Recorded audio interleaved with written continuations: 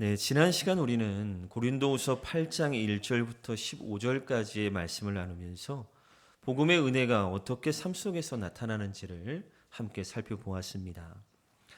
바울은 마게도냐 교회를 예를 들어서 참된 은혜가 그저 우리의 마음속 감동만으로 머무르는 것이 아니라 기쁨과 또 섬김과 또 나눔의 열매로 나타난다라고 말씀을 드렸어요. 그리고 그 모든 은혜의 근원이 바로 예수 그리스도의 십자가의 은혜에 있었다라고 함께 살펴본 바 있습니다. 자, 그런데 오늘 본문을 보면 좀 분위기가 달라지죠. 앞부분에서는 그 연보의 의미와 또 은혜를 설명했다라고 한다면 이제는 디도와 또 여러 형제들을 고린도 교회로 보내는 이야기를 설명하고 있습니다. 그래서 얼핏 보면 그저 교회의 어떤 행정적인 이야기를 하나보다라고 생각할 수 있을 것 같아요. 누가 가고 또 누가 함께 동행하고 또 누가 연보를 맡았고 뭐 이런 것들을 설명하는 내용처럼 보입니다. 그러나 오늘 본문은 단순히 교회 행정 절차를 설명하고 있는 것은 아닙니다. 당시 바울이 진행하고 있었던 예루살렘 교회를 위한 연보는 아주 큰 사역이었어요. 여러 지역의 교회들이 참여하고 있었고요. 또 상당한 규모의 헌금이 모이고 있었습니다. 그런데 만일 이 과정 속에서 즉 아시아 지역이나 또 마게도냐 지역이나 이런 교회들이 참여하고 있었던 예루살렘 교회를 위한 이 연보 사역에 조금이라도 의심이 생기거나 혹은 오해가 생긴다라고 한다면 이것은 단순히 돈의 문제가 아니라 교회가 혹은 교회가 담고 있는 이 복음에 대한 신뢰가 흔들릴 수도 있었다라는 거예요. 특별히 바울은 오래전부터 자신을 비난하는 사람들의 공격을 받아왔었습니다. 지금까지 우리가 고린도후서를 계속 살펴보고 있는데 바울의 사도권을 의심하는 사람들도 있었고 또 그의 사역을 오해하는 자들도 있었고 또 그 사역을 비판적으로 바라보는 사람들도 있었다라는 거예요. 그렇기 때문에 바울은 지금 이 예루살렘 교회를 향하여 보내는 이 연보를 혼자 관리하지 않았다라는 거예요. 오히려 디도 혹은 여러 형제들을 함께 세워서 이것을 투명하게 관리하고 사역하고자 했던 것입니다. 이 복음의 사역이라고 하는 것은요, 사실 하나님을 위한 일, 또 그리스도를 위한 일, 우리가 말하고자 하는 모든 선한 일들은 다 옳은 일이지요. 그런데 이 복음의 사역은 단지 옳은 일을 하는 것만으로는 충분하지 않다라는 거예요. 이게 무슨 말이냐면 복음을 위한 그리스도를 위한 사역이라고 하는 것은 마땅히 하나님 앞에서 정직해야 되지만 사람들 앞에서도 신뢰를 얻을 수 있어야 된다는 거예요. 자, 21절을 보니까 이런 말씀이 있어요. 이는 우리가 주 앞에서뿐만 아니라 사람 앞에서도 선한 일에 조심하려 함이라. 물론 하나님이 아시면 되죠. 그러나 하나님만 아시면 된다라고 하는 생각은 잘못된 겁니다. 신앙의 중심은 물론 하나님 앞에 있습니다. 그러나 성경은 하나님 앞에서 바른 것뿐만 아니라 사람들 앞에서도 신뢰받을 수 있는 삶을 살아가야 된다라고 이야기하고 있는 거예요. 오늘날도 마찬가지예요. 교회 안에서뿐만 아니라 우리는 가정, 직장, 모든 삶의 영역에서 신앙의 이 신실함이라고 하는 것이 그 사람에 대한 신뢰를 통해 드러날 수밖에 없는 거예요.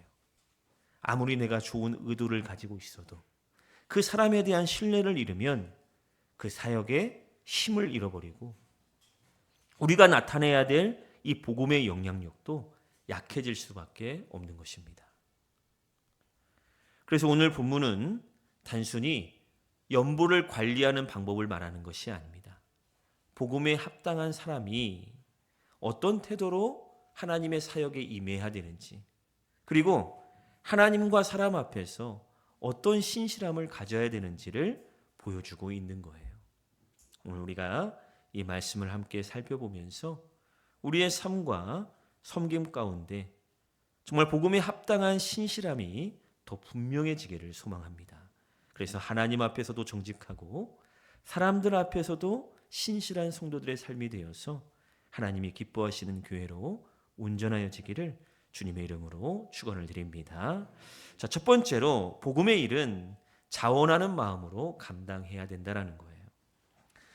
바울은 16절에서 먼저 하나님께 감사를 드리고 있어요.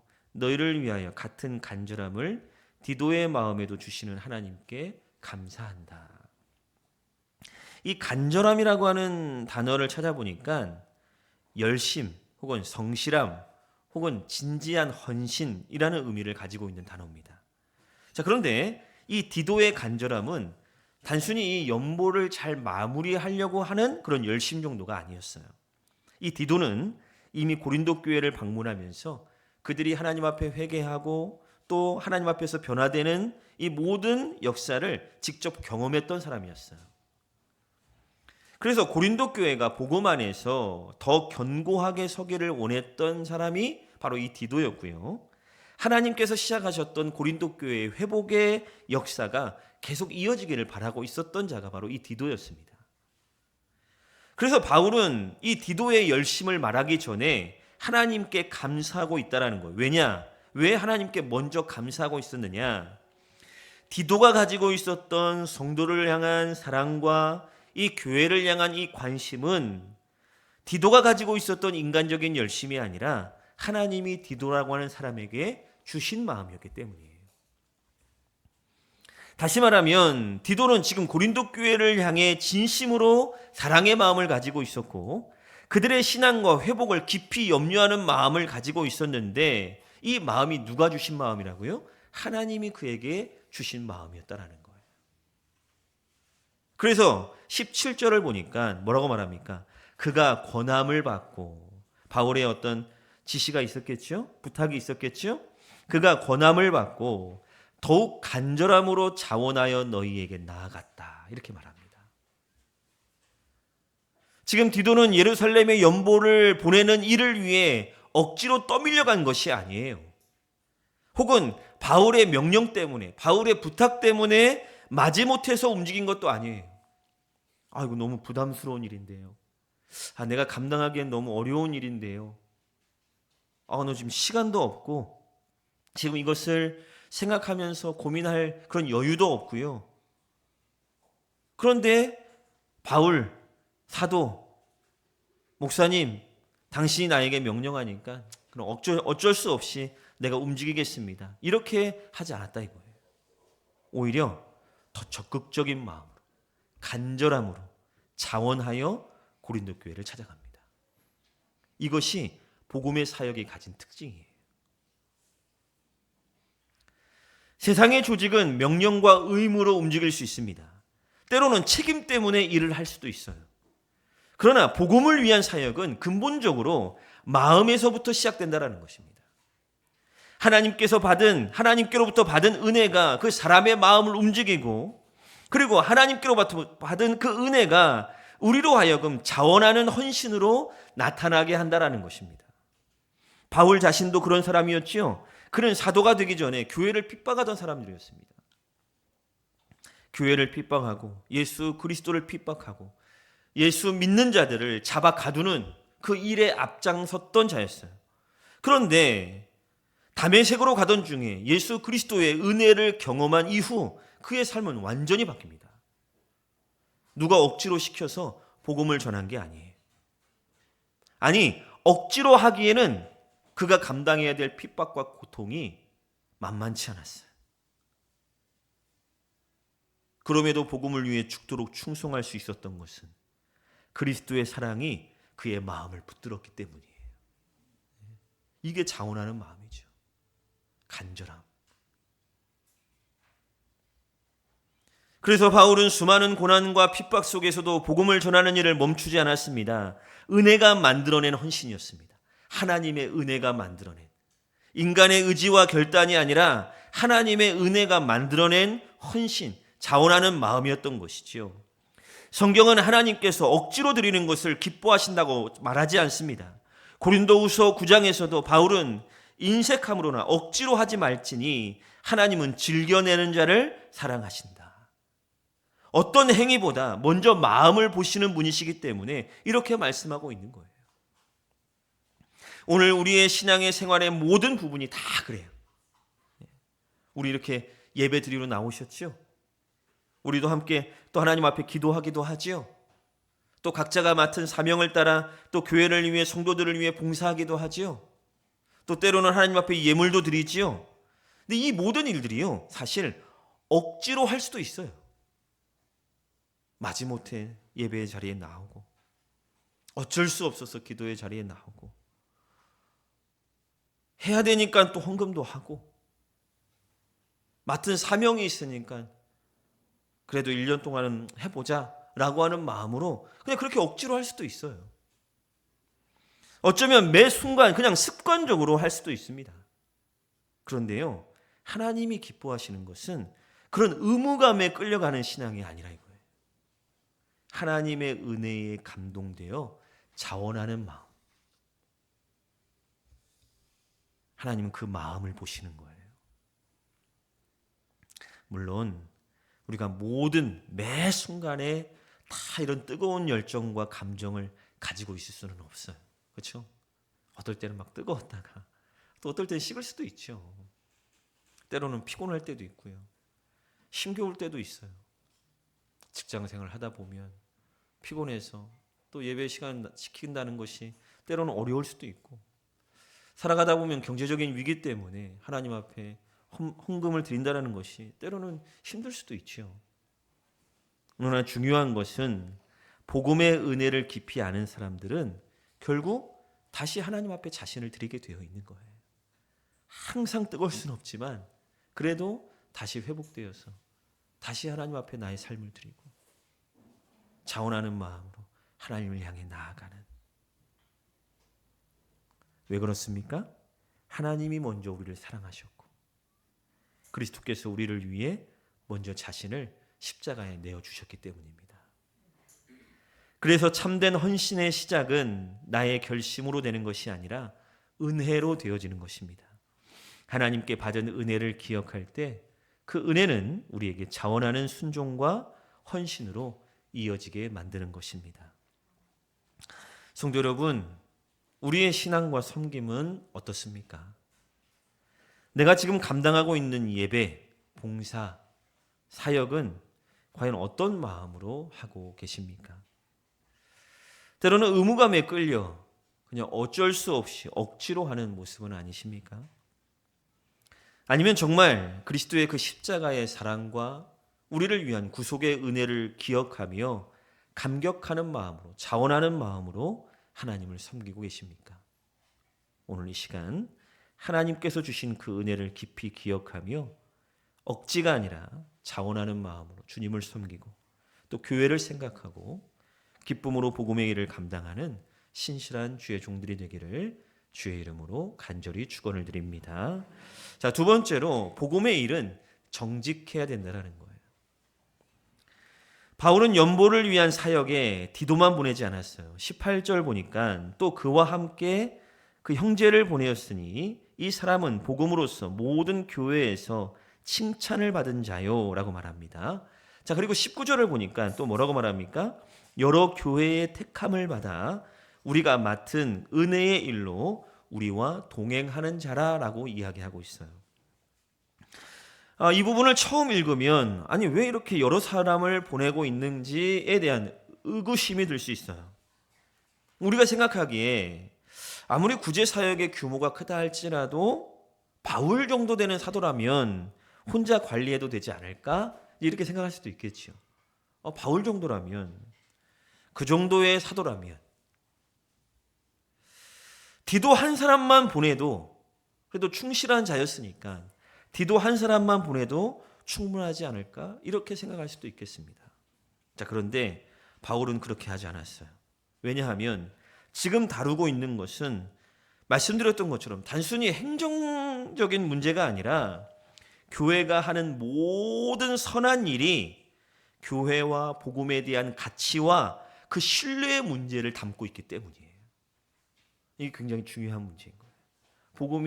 복음을 위한, 교회가 하는 복음을 위한 모든 선한 일이 그 복음에 대한 가치와 신뢰의 문제를 담고 있다는 거예요. 당시 예루살렘 교회를 위한 연보, 여러 지역 교회들이 함께 참여하는 큰 사역이었습니다. 말씀드렸던 것처럼 적지 않은 헌금이 모였습니다. 그리고 많은 사람들의 손에 거쳐서 전달되어야 했습니다. 그런데 만일 그 과정 속에서 작은 의심이라도 생긴다면 어떻겠습니까? 정말 그 거친 돈이 다 예루살렘으로 넘어가는 거 맞아? 혹은 속이는 거 아니야? 뭐 이런 작은 의심이라도 생긴다고 한다면 그 연보 자체보다도 복음이 비난받게 될 수도 있는 거예요. 이런 실적인 문제들은요, 오늘날 이 교회에서도 굉장히 많이 나타납니다. 우리가 생각할 때 선한 일이라고 생각하는 일이었는데 때로는 그 과정 속에서 그 모습들이 선하게 비춰지지 못해서 오해가 생기고 또 그 오해로 말미암아 복음 자체가 비난받게 되는. 그래서 바울은 20절에서 이것을 조심함은, 그렇죠? 조심한대요. 이것을 조심함은 우리가 맡은 이 거액의 연보에 대하여 아무도 우리를 비방하지 못하게 하려 함이니. 조심함이라는 단어를 찾아보니까 어떤 문제나 비난의 여지가 생기지 않도록 미리 피한다라는 거예요. 그 어떤 여지도 주지 않겠다 이겁니다. 바울은 죄를 짓지 않는 것만 생각한 게 아니에요. 오해받을 가능성까지도 조심하겠다 이겁니다. 이게 중요한 거예요. 많은 사람들은 나는 잘못한 것이 없는데? 나는 괜찮아 라고 생각을 해요. 근데 바울은 지금 나는 잘못한 것이 없어로 만족한 것이 아니라 혹여 사람들이 의심할 여지는 없는가까지 생각하고 있었던 거예요. 그래서 여러 형제들을 세우고 교회들이 인정한 사람들을 동행시키고 특별히 이 연보를 투명하게 관리하고 있었던 거예요. 그래서 우리 교회에도 재정 담당하는 분이 세 분이에요. 혼자서 재정을 집행하면 안 돼요. 혼자서 재정을 계수해도 안 돼요.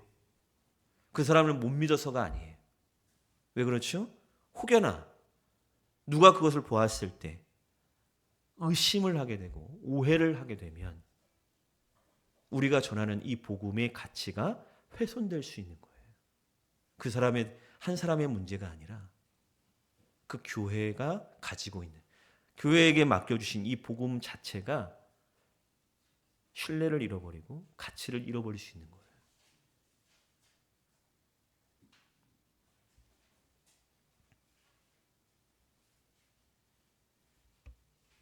그래서 21절에도 바울은 이는 우리가 주 앞에서뿐만 아니라 사람 앞에서도 선한 일에 조심하려 함이라 라고 말하는 거예요.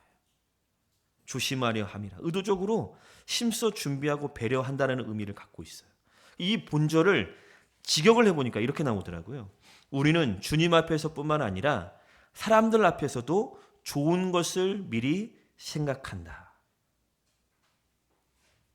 자, 하나님이 기뻐하시는 구제 사역이죠. 그런데 바울은 그 목적이 아무리 선하다 할지라도 사람들 앞에서도 의심받거나 비난받지 않도록 미리 조심하겠다 이겁니다. 미리 조심하겠다.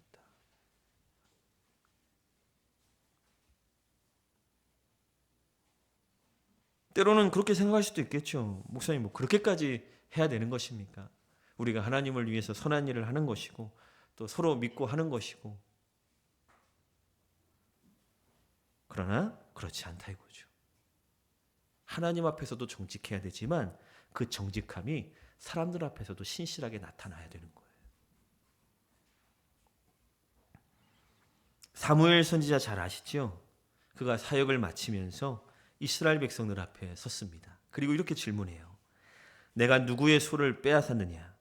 누구의 나귀를 빼앗았느냐? 누구를 속였느냐?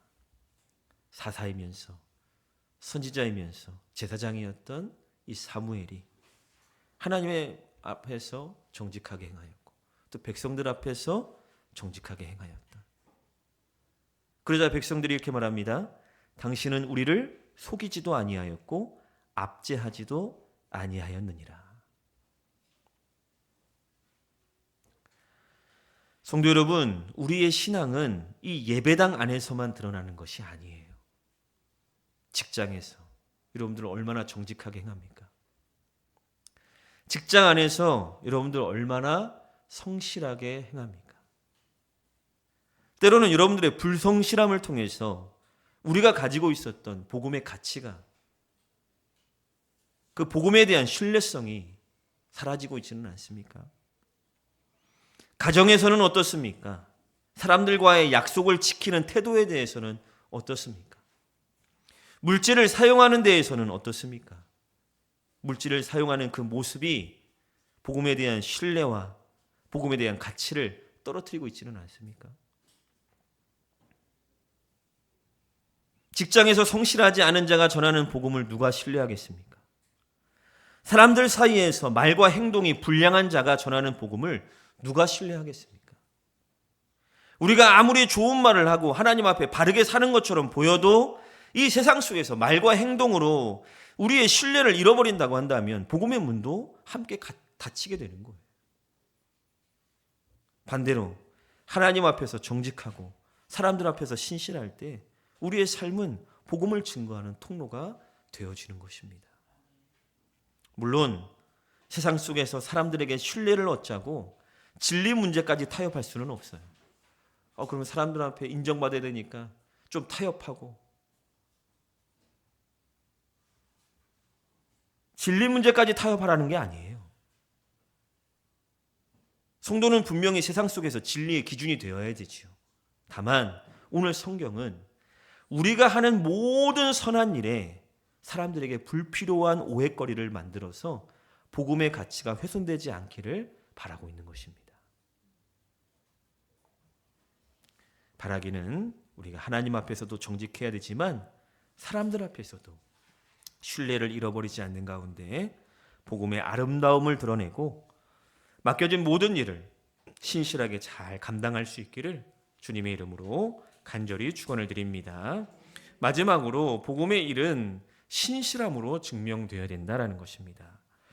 자, 바울은 디도와 함께 또 한 명의 형제를 보내고 있습니다. 22절에 그는 그 형제를 소개하면서 이렇게 말하죠. 우리는 그가 여러 가지 일에 간절한 것을 여러 번 확인하였거니와 이제 그가 너희를 크게 믿으며 더욱 간절하니라 라고 말합니다. 확인하였다라는 것은 실제 사역과 여러 상황 속에서 그의 신실함이 검증되었다라는 거예요.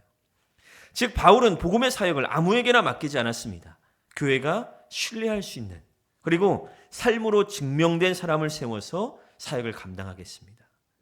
자, 그리고 23절에서 바울은 디도를 나의 동료요, 너희를 위한 나의 동역자요, 우리 형제라고 소개를 하고 있어요. 그리고 또한 함께 보내는 형제들을 여러 교회의 사자들이요 그리스도의 영광이다라고 말합니다. 사자, 교회의 공식적인 대표자라는 것을 의미하는데요. 바울은 지금 이들이 단순히 연보를 전달하는 사람들이 아니라 교회를 대표하여 복음의 사역을 감당하는 사람들이라고 말하고 있는 거예요. 특별히 그리스도의 영광이라고 표현하고 있죠. 자, 우리는 보통 영광을 하나님께 돌립니다. 그런데 바울은 신실하게 복음의 일을 감당하는 사람들을 가리켜서 그리스도의 영광이라고 부르고 있어요. 왜 그렇습니까? 그들의 삶과 그의 사역들을 통해 그리스도의 영광이 드러나기 때문이에요. 결국 복음의 사역은 사람을 드러내는 것이 아니라 그리스도를 드러내는 것이어야 된다는 것을 말씀하는 것이기도 합니다. 그래서 24절에 바울은 그러므로 너희는 여러 교회 앞에서 너희 사랑과 너희에 대한 우리의 자랑의 증거를 그들에게 보이라라고 말씀하고 있는 거예요. 바울은 이미 여러 교회들에게 고린도 교회를 자랑해 왔습니다. 그들이 가지고 있었던 믿음과 또 열심과 또 그들이 복음 안에서 있었던 성숙함을 이야기했을 것입니다. 그런데 이제는 그 자랑이 헛된 말이 아니라는 것을 보여달라 이겁니다. 증명해라, 보여달라, 증거로 삼아라. 신앙은 말보다 삶에서 증명됩니다. 내가 교회를 사랑해 라고 말은 하지만 교회를 위해 섬기는 모습이 사실은 더 중요합니다. 나는 복음을 믿어 라는 말도 중요하겠지만 사실은 복음에 합당하게 살아가는 삶이 더 그 복음을 증거하는 삶이 되는 것입니다. 하나님께서는 우리의 고백만이 아니라 우리의 삶을 통해서 그리스도가 나타나기를 원하고 계시는 거예요. 빌립보서에 보면요, 바울이 디모데를 소개하면서 이렇게 말해요. 이는 뜻을 같이하여 너희 사정을 진실히 생각하는 자가 이밖에 내게 없습니다. 디모데는 뛰어난 능력 때문에 인정받은 것이 아닙니다. 교회를 사랑하고 또 성도들을 진실하게 섬기는 삶으로 신뢰를 얻은 사람이었어요. 결국 하나님께서 사용하시는 사람은 겉보기에 화려하고 또 능력 있는 사람이 아니라 신뢰할 수 있는 사람이라는 거예요. 복음의 일은 결국 신실함으로 증명되는 것입니다. 우리의 말, 행동, 섬김과 헌신을 통해 교회가 세워지고 그리스도의 영광이 드러나게 될 것입니다. 이제 우리의 삶이 그리스도를 드러내는 삶이 되기를 원합니다.